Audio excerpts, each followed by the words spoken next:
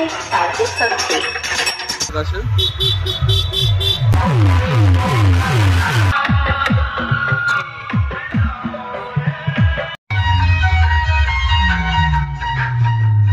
বন্ধুরা কেমন আছো তোমরা সবাই? আশা করছি তোমরা সবাই খুব ভালো আছো। তো আজকে মঙ্গলবার চলে আসছি ঝাগড়াতে, ঝাগড়ার শ্যামগঞ্জে। হ্যাঁ বন্ধুরা, শ্যামগঞ্জে।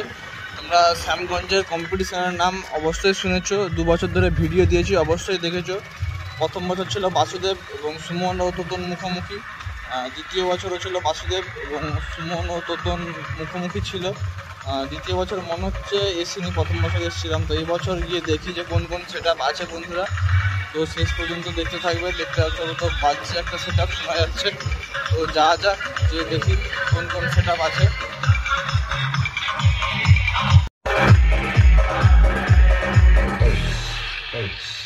তো বন্ধুরা দেখলাম এখানে যে সুজিত সাউন্ড, আর এখানে মনে হচ্ছে সেটা খাই।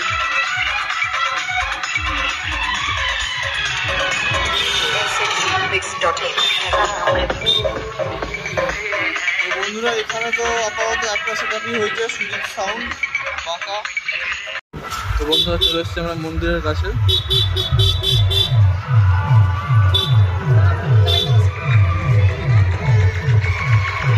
তো এখানে বাসুদেবই হয়েছে বন্ধুরা, বাসুদেব সাউন্ডই হয়েছে।